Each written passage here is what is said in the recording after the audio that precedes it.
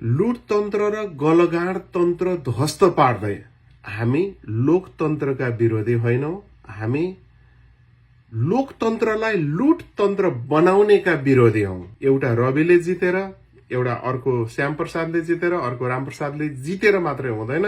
हामीले या त आन्दोलन गरेर उभार ल्याएर परिवर्तन गरौं, व्यवस्थै परिवर्तन हुन्छ, संविधानै परिवर्तन हुन्छ। असल र राम्रा स्वतन्त्र उम्मेद्वारहरू केवल काठमाडौँबाट मात्र चुनाव लड्ने घोषणा गर्नु भनेको आफूमै भोट काटाकाट गर्नु र लुटेराहरूलाई सहयोग गर्नु हुनेछ। रामचन्द्र, माधव कुमार नेपाल, बाबुराम भट्टराईहरू, उपेन्द्र यादवहरू, ठाकुरहरू, महतोहरू, थापाहरू जस्ता बारम्बार प्रयोग भएका र असफल साबित भएका र देशका भारहरूलाई, बुझ्नुस् है, देशका भारहरूलाई नहराइकन परिवर्तन सम्भव छैन। अब पनि राक्षसी राजका साना ठूला सबै खाले राक्षसहरू तपाईको यात्रालाई पूर्ण विराम लगाउन र तपाई भित्रको रवि र छविको हत्या गर्नका लागि निरन्तर लागिरहनेछन्। निर्वाचन एउटा निर्वाचन क्षेत्रमा केन्द्रित भएर होइन, देशैभरिका निर्वाचन क्षेत्र र यी गलगाड तन्त्रका मतियारहरू, यी लुट तन्त्रका मतियारहरूलाई टार्गेटेड। वर्तमान देशको संविधान अनुसार एकजना व्यक्ति स्वतन्त्र रूपमा उठेर वा चुनाव जितेर मात्रै परिवर्तन सम्भव छैन, छँदै छैन। राक्षसी राजका साना ठूला सबै खाले राक्षसहरू तपाईको यात्रालाई पूर्ण विराम लगाउन र तपाई भित्रको रविको हत्या गर्न कसरी लागे र असफल भए त्यो पनि दुनियाँले देखेकै कुरा हो। रवि लामिछानेलाई एउटा खुल्ला पत्र। प्रिय मित्र रवि लामिछानेजी, अमेरिकामा आज बिहान उड्दै गर्दा र नेपालका समाचारहरूमा आँखा पुर्याउँदै गर्दा तपाईले आजदेखि पूर्णकालीन रूपमा राजनीतिमा आएको छु भनेर घोषणा गरेको देख्दा सुन्दा एकातिर असाध्यै खुसी लाग्यो, अर्कोतिर मनभरि अनेक कुराहरू खेलिरहे। अनि खुसी र मनभरि कुराहरू खेलिरहँदा तपाईलाई यो एउटा खुल्ला चिठी, सार्वजनिक चिठी मैले आज फेसबुकमा पोस्ट गरेको थिएँ। धेरै मित्रहरूले थुप्रै कमेन्टहरू पनि गर्नुभयो र कैयौं मलाई इनबक्समा मेसेजहरू पनि आए। यसलाई त भिडियोकै रूपमा पनि बनाएर तपाईले राखिदिनुस् न भनेर अनुरोध आएपछि मैले यो तपाईलाई सार्वजनिक चिठी, खुल्ला चिठी, त्यो पनि भिडियो चिठीको रूपमा राख्दैछु।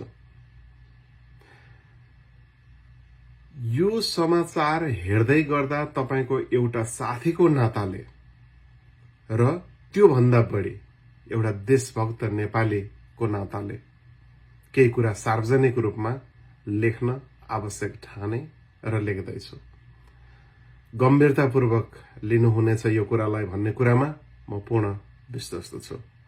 रविजी, तपाईले पछिल्लो समय सञ्चार क्षेत्रबाट एउटा सञ्चारकर्मीका हिसाबले देश र जनतालाई जे जति दिनुभयो नि त्यो अविस्मरणीय छ, प्रशंसनीय छ। त्यो कसैबाट लुकेको छैन, छिपेको छैन र तपाईले मलाई क्रेडिट दिइरहनु पर्दैन, भनिरहनु पनि पर्दैन। त्यो यति उच्च मूल्याङ्कन भएको छ जनहरूबाट, त्यो भनिरहनु पर्दैन। राक्षसी राजका साना ठूला सबै खाले राक्षसहरू तपाईको यात्रालाई पूर्ण विराम लगाउन र तपाई भित्रको रविको हत्या गर्न कसरी लागे र असफल भए त्यो पनि दुनियाँले देखेकै कुरा हो। तपाईले त झन् विगतको त्यो तीतो अनुभव भुल्ने कुरै भएन र त्यसबाट धेरै नै शिक्षा लिनुभएको छ। मलाई एउटा साथीको नाताले पूर्ण रूपमा विश्वास छ। अब पनि राक्षसी राजका साना ठूला सबै खाले राक्षसहरू, राजनीतिक राक्षसको कुरा गरेको मैले, मैले धार्मिक त्यो प्रचलनमा आउने राक्षसहरूलाई प्रतिबिम्ब बनाएर राजनीतिक क्षेत्रका राक्षसको मात्रै कुरा गर्दैछु है। अब पनि राक्षसी राजका साना ठूला सबै खाले राक्षसहरू तपाईको यात्रालाई पूर्ण विराम लगाउन र तपाईँ भित्रको रवि र छविको हत्या गर्नका लागि निरन्तर लागिरहनेछन्, जसरी रविन्द्र मिश्र र उहाँको भिजनलाई सिद्ध्याउन बिटुल्याउन लागिरहे। हल्लै हल्लाको देश हो हाम्रो देश, यो तितो सत्य हो है। हल्लै हल्लाको देश हो हाम्रो देश, जहाँ जसले जेसुकै भनोस् आज देशका लागि भिजन र योजना सब कुरा भएर पनि, राम्रो गर्छु भन्दा भन्दै पनि रविन्द्र मिश्रजीलाई राक्षसी राजले बदनाम गराउन, कमजोर पार्न र सिद्ध्याउनका लागि के मात्रै गरेको छैन र उहाँको पार्टीभित्र उहाँलाई कसरी असहयोग भयो, खुट्टा तान्ने काम कसरी भयो, के भयो, कसो भयो, त्यो कुरामा मभन्दा बढी रविजी तपाईँ नै बढी जानकार हुनुहुन्छ। त्यसैले त्यसबाट पाठ सिकेर तपाईँ पूर्ण सचेतनाका साथ अगाडि बढ्नु हुनेछ भन्ने मलाई आशा एवं पूर्ण रूपमा विश्वास छ। वर्तमान देशको संविधान अनुसार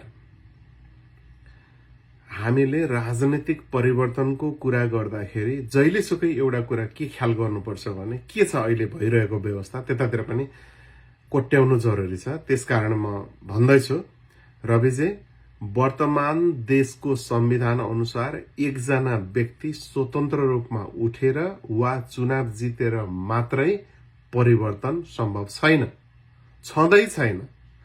या त जनआन्दोलनको उभार ल्याएर संविधान र व्यवस्था परिवर्तन गर्न सकिन्छ, या त संविधानकै बाटो समाएर बहुमत या 2/3 बहुमतका आधारमा संविधानले व्यवस्था गरे अनुसार अगाडि गएर त्यो बाटोबाट परिवर्तन गर्न सकिन्छ। तपाईले यो कुरा नबुझेको कुरा हुँदै होइन। स्वतन्त्रहरूको पनि समूह देशव्यापी रूपमा बनाएर योजना, खाका र भिजनका साथ अगाडि बढिएन भने एक जना उड्दा, स्वतन्त्र रूपमा उड्दा झनै लुटतन्त्र र लुटतन्त्रका झोलेहरूलाई बढी फाइदा हुनेछ। तर केही पनि नहुनु भन्दा एकजना हुनु पनि र उसले आगोको झिल्को देखाउनु पनि सकारात्मक कदम भने अवश्य हो। देशभरका 753 स्थानीय निकायमा भर्खरै सम्पन्न निर्वाचनमा हामीले बुझ्नु पर्ने कुरा, हामीले मनन गर्नुपर्ने कुरा म रिपिट गरेर भन्दैछु। देशभरका 753 स्थानीय निकायमा अर्थात् महानगरपालिका, उपमहानगरपालिका, नगरपालिका, गाउँपालिकाहरूमा जम्मा 3 ठाउँ काठमाडौँ, धरान र धनगढीले आगोको झिल्को देखाउँदा पनि आशाको सञ्चार भएको छ र त्यही आशाको सञ्चार भए जस्तै प्रदेश र संघको संसदमा पनि हामीलाई आगोको झिल्काले मात्रै पुग्दैन। अर्थात् फेरि स्पष्ट गरौं, स्थानीय निकायमा ती 3वटा ठाउँमा काठमाडौँमा बालेन्द्र शाह, धरानमा हर्क राई र धनगढीमा गोपीहरूले त जित्नु भयो, आगोको झिल्का सल्क्यो। तर आउने निर्वाचनमा, आउने संसदीय निर्वाचनमा त्यो आगोको झिल्काले मात्रै र ती 3 ठाउँमा जिते गरी हामीले ठूलो परिवर्तन गर्न सकिँदैन।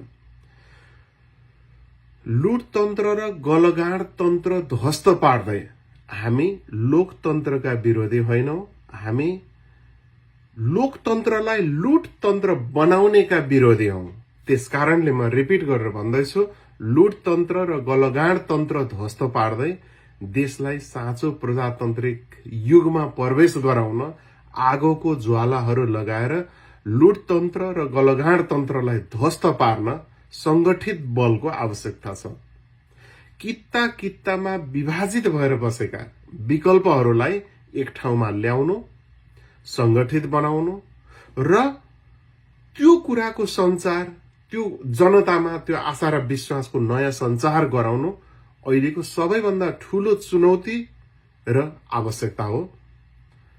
त्यो तर्फ पनि रविजी जस्तै स्वतन्त्र उम्मेदवारी दिन खोज्नुहुने मित्रहरूले यसतर्फ ध्यान पुर्याउनु हुनेछ, मलाई पूर्ण विश्वास छ।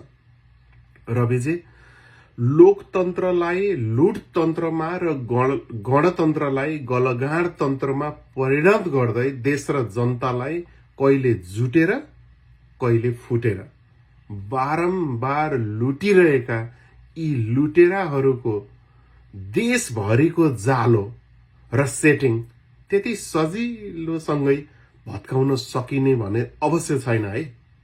सोच्नु होला, लोकतन्त्रलाई लुटतन्त्रमा र गणतन्त्रलाई गलगाड तन्त्रमा परिणत गर्दै देश र जनतालाई कहिले जुटेर त कहिले फुटेर बारम्बार लुटिरहेका लुटेराहरूको देशभरिको जालो र सेटिङलाई त्यति सजिलै भत्काउन सकिएला भन्ने नसोच्नु होला।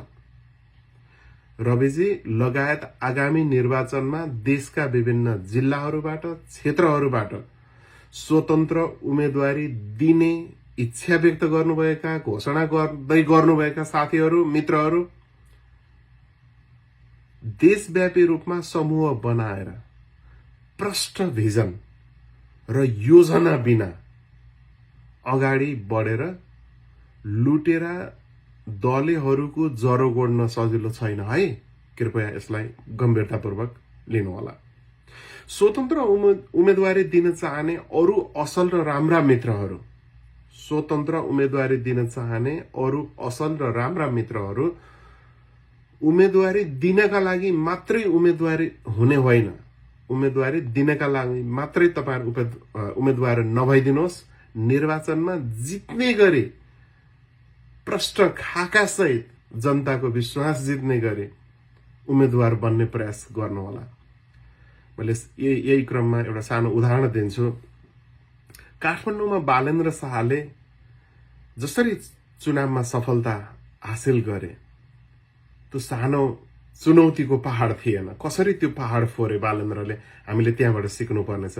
बालेन्द्रको र्याप गीत सुनेर, र्याप गीत मन पराएर उनलाई भोट हालेका होइनन् काठमाडौँवासीले, तर बालेन्द्रको स्पष्ट खाकाहरू, त्यो प्रष्ट भिजन, म काठमाडौँमा यो गर्छु एकपछि यो, उनले जसरी खाकाहरू ल्याए त्यो प्रष्ट भिजन देखेर काठमाडौँवासीले पत्याएका हुन् र मयौं भन्ने मसियाहरूलाई, ती दल र ती दलका उम्मेदवारलाई बालेन्द्रले त्यहाँ हराउन सफल भएका हुन्। त्यसबाट पनि हामीले सिक्नुपर्ने जरुरी छ। देशव्यापी रूपमा जहाँ जहाँबाट जो उठ्नुहुन्छ त्यहाँको समस्या के छ, जनताको माग के छ, जनताले के चीज भोगिरहेका छन्, त्यहाँ के चीजलाई आधारभूत आवश्यकता, के चीजलाई पहिलो प्राथमिकता, के चीजलाई दोस्रो प्राथमिकता, के चीजलाई तेस्रो प्राथमिकता, कसरी लैजाने, के गर्ने, त्यो चीज क्लियर भएन भने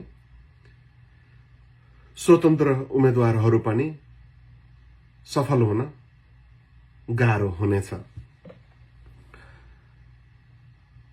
मैले यो अनुरोध गर्दै गर्दा मैले आजको मेरो स्टाटसमा पनि एउटा आर्टिकलमा पनि मैले लेखेको छु, जुन विभिन्न मिडियाहरूबाट पनि आइसकेको छ र सामाजिक सञ्जालहरूमा पनि आइसकेको छ।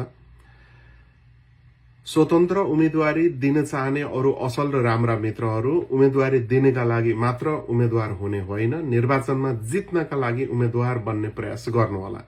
जनताको मन जित्ने संगठित योजना र भिजन बिना रहर नगर्दा राम्रो हुन्छ। देशव्यापी रूपमा स्वतन्त्रहरूको संगठित टिम र टिमवर्क बिना सफलता हासिल गर्न सकिन्न है। बालेन, हर्क, गोपीहरूबाट धेरै कुरा सिक्न सकिन्छ। उहाँहरू अहिले पछिल्लो उदाहरण हुनुहुन्छ, जो सक्सेस हुनुभयो, जसले जित्नुभयो, उहाँहरूबाट धेरै कुरा सिक्न सकिन्छ। तर संसदको चुनावमा अझ धेरै गर्नुपर्ने हुन्छ, धेरै अभ्यास जरुरी हुन्छ। त्यतिले मात्र पुग्दैन है। नेपालको वर्तमान संविधानले जुन समानुपातिक सिटको व्यवस्था गरेको छ नि त्यसमा स्वतन्त्रहरू कसरी प्रस्तुत हुने हामीले त्यतातिर सोचिएन भने के हुन्छ। मानौ उदाहरणका लागि काठमाडौँमा एउटा क्षेत्रमा रविजी उठ्नुभयो, अर्को क्षेत्रमा रमेश खरेल अथवा अर्को क्षेत्रमा सर्वेन्द्र खनाल अथवा अर्को क्षेत्रमा कोही हाम्रो सञ्जयजी अथवा कोही पनि राम्रा मान्छेहरू, मैले सबैको नाम लिन सकेन, क्षमा चाहन्छु। यसरी त उठियो, तर एक दुईजनाले चुनाव जितेर अरूले हारियो भने त्यो भोट संख्या, त्यो समानुपातिक जुन काउन्ट हुन्छ देशभरिको, यदि हामीले संगठित समूह बनाएर गइएन भने, नियमअनुसार अहिलेको कानून अनुसार हामीले दर्ता गरेर गइएन भने त्यो सबै भोट त खेर गयो। समानुपातिकमा त त्यो त काउन्ट हुन्छ देशभरि आएको भोटको आधारमा, जसले जुन समूहले दलले जति भोट पाएको छ त्यो आधारमा जुन समानुपातिक सिट, यति सिट पाउने भन्ने जुन व्यवस्था हुन्छ, यदि स्वतन्त्रहरूको बीचमा पनि त्यो भएन भने, त कोअर्डिनेसन भएन भने, देशव्यापी रूपमा एउटा चाहिँ संगठन बनाएर अगाडि बढिएन भने त त्यो त सबै खेर जान्छ। यतातिर त सोच्नु पर्यो नि। अति जटिल कुरा छ यो। यसलाई चाहिँ खेलाचीको रूपमा नलिनु होला, व्यक्तिगत रूपमा नलिनु होला। एउटा रविले जितेर, एउटा अर्को श्याम प्रसादले जितेर, अर्को रामप्रसादले जितेर मात्रै हुँदैन। हामीले या त आन्दोलन गरेर उभार ल्याएर परिवर्तन गरौं, व्यवस्थै परिवर्तन हुन्छ, संविधानै परिवर्तन हुन्छ। होइन भने यो संविधान अनुसार जाने हो भने त संवैधानिक व्यवस्था अनुसार जानुपर्ने हुन्छ। त्यसकारणले त्यतातिर पनि ध्यान दिनु होला र त्यो स्वतन्त्रहरूले देशव्यापी रूपमा प्राप्त गरेको मतबाट प्राप्त गर्ने सिटलाई कसरी सुरक्षित गर्ने, धेरै कुराहरू सोच्नु पर्नेछ र सोच्नु होला। हामी देश बाहिर रहेकाहरूले भन्दा देशभित्र रहनु भएका मित्रहरूले यी र यस्ता विषयमा बढी सोच्नु बुझ्नु भएकै होला। मेरो सिम्पल कुरा छ, संगठित नभई हुँदैन है। सिम्पल कुरा, यदि संगठित भएर गइएन भने स्वतन्त्र उम्मेदवारी दिउँ ठिक छ, तर सञ्जाल बनाइएन भने, विज्ञहरूको टिम भइदिएन भने, देशव्यापी रूपमा संगठित भइएन भने, जनतालाई त्यो कुरा बुझाउन सकिएन भने त्यसको केही अर्थ छैन है। यो भन्न खोजेको मैले। कसरी संगठित हुने, कसरी देशव्यापी रूपमा जनतालाई बुझाउने, संगठित गर्ने, यतातर्फ ध्यान पुर्याएर मात्र उम्मेदवारी दिने कुरा गर्दा उपयुक्त हुन्छ। अझ अर्को खड्केको कुरा, काठमाडौँ मात्र होइन, देश भनेको काठमाडौँ मात्रै होइन, पूर्व मेचीदेखि पश्चिम महाकालीसम्म हो। हिमाल हो, पहाड हो, तराई हो, देश सबै हो देश। त्यहाँ भित्र बस्ने सबै जनताहरू नेपाली जनता हुन्, नेपाली हुन्। यतातर्फ पनि हामीले सोच्नु जरुरी छ। जस्तै असल र राम्रा स्वतन्त्र उम्मेदवार बनेर काठमाडौँबाट मात्रै लडेर काठमाडौँका एउटा दुई चारवटा सिटले केही हुन्छ? के पनि हुँदैन। अब असल र राम्रा स्वतन्त्र उम्मेदवारहरू केवल काठमाडौँबाट मात्र चुनाव लड्ने घोषणा गर्नु भनेको आफूमै भोट काटाकाट गर्नु र लुटेराहरूलाई सहयोग गर्नु हुनेछ। लुटेरा भनेको लोकतन्त्रलाई लुटतन्त्रमा परिवर्तन गरेर देश र जनताहरू लुट्नेहरूलाई मैले लुटेराहरू भन्ने गर्छु र तिनीहरूलाई नै फाइदा पुर्याउनु हो। त्यसकारणले ओली कहाँबाट चुनाव लड्छन्? ओलीसँग कसलाई भिडाउने? प्रचण्ड कहाँबाट चुनाव लड्छन्? प्रचण्डलाई कोसँग भिडाउने? देउबा कहाँबाट चुनाव लड्छन्? उनीसँग उनलाई काउन्टर दिने मान्छे को हुन्छ? स्वतन्त्र मान्छे। रामचन्द्र, माधव कुमार नेपाल, बाबुराम भट्टराईहरू, उपेन्द्र यादवहरू, ठाकुरहरू, महतोहरू, थापाहरू जस्ता बारम्बार प्रयोग भएका र असफल साबित भएका र देशका भारहरूलाई, बुझ्नुस् है, देशका भारहरूलाई नहराइकन परिवर्तन सम्भव छैन। फेरि म रिपिट गरेर भन्छु, केपी शर्मा ओली, प्रचण्ड, बाबुराम भट्टराई, शेरबहादुर देउबा, रामचन्द्र पौडेल, माधव कुमार नेपाल, यादवहरू, ठाकुरहरू, महतोहरू, थापाहरू लगायत जो अहिले भइरहेका विद्यमान पार्टीका शीर्षस्थ तहमा रहेका नेताहरू र असफल नेतृत्व भनेर चिनिन्छन्, ती मान्छेहरूलाई काउन्टर दिनका लागि, तिनीहरूलाई हराउनका लागि, जस्तै प्रचण्डका विरुद्ध रवि लामिछाने, तर फेरि कहाँबाट छ मतदाता नामावली त्यो पनि हेर्नुपर्ने हुन्छ, मिलाउनु पर्ने हुन्छ। अब त्यो कुराहरू त प्रोसेसमा जानु पर्यो। यसै कारणले मैले देशव्यापी रूपमा स्वतन्त्रहरू, राम्रा मान्छेहरू, असल मान्छेहरूको बीचमा एउटा सञ्जाल बनाएर तपाईहरू डिस्कसन गर्नुहोस्। केपी ओलीलाई झापामा कसले काउन्टर दिने एउटा त्यहाँ तयार गर्नु पर्यो। शेरबहादुर देउवालाई डडेलधुरामा कसले काउन्टर दिने त्यहाँ तयार गर्नु पर्यो, त्यहीँको व्यक्तित्व। काठमाडौँमा को उठ्छन्, को कहाँबाट उठ्छन्, कसले काउन्टर दिने, त्यसरी भिजन र योजना, अनि त्यो हराउने योजना भन्दा पनि देश जिताउने योजना, जनतालाई जिताउने योजना, यो लुट तन्त्रलाई लोकतन्त्रमा लैजाने योजना, त्यो जरुरी छ। त्यसका कारण मैले रविजी, रविन्द्र मिश्रजी लगायत सबै साथीहरू र उहाँका समर्थकहरू, अरू स्वतन्त्र मित्रहरूलाई पनि आज विनम्रतापूर्वक मैले यही आग्रह गर्न चाहे।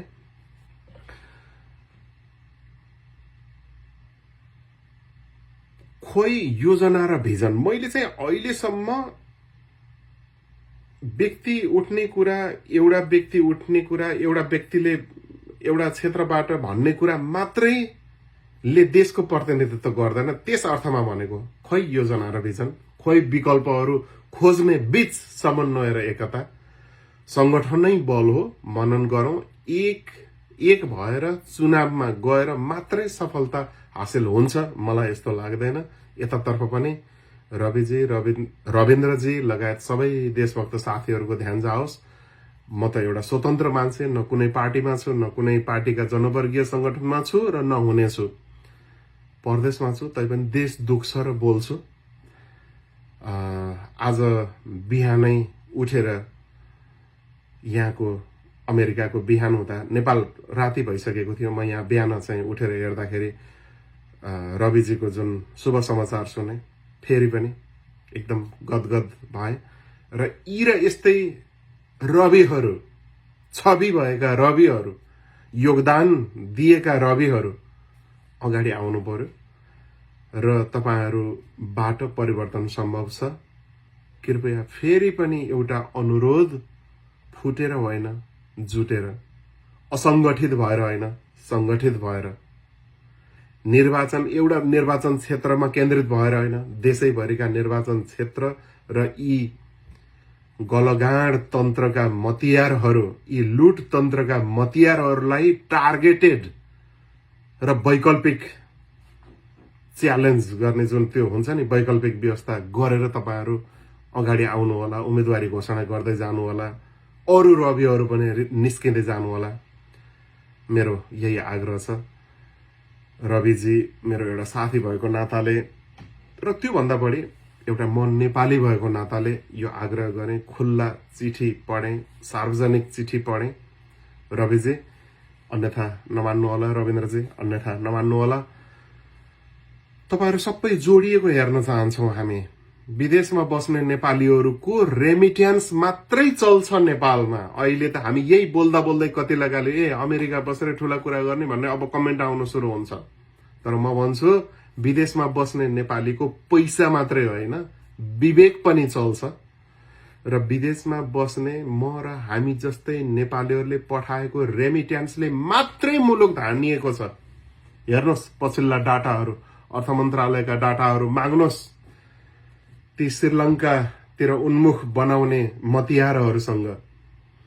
त्यसकारण विदेशमा बस्ने लाखौं नेपालीहरूको तर्फबाट पनि फेरि पनि रविजीलाई शुभकामना। मित्र, तपाईको सफलताको लागि म व्यक्तिगत रूपमा र विदेशमा रहेका सबै नेपालीहरूको तर्फबाट शुभकामना व्यक्त गर्न चाहन्छु। र अरु रविहरू पनि तयार हुनु पर्यो, संगठित रविहरू अगाडि आउनु पर्यो, असल रविहरू, छवि भएका रविहरू अगाडि आउनु पर्यो। यही आग्रहका साथ यो चिठी आजलाई यहीँ बन्द गरे। हस्त, नमस्कार।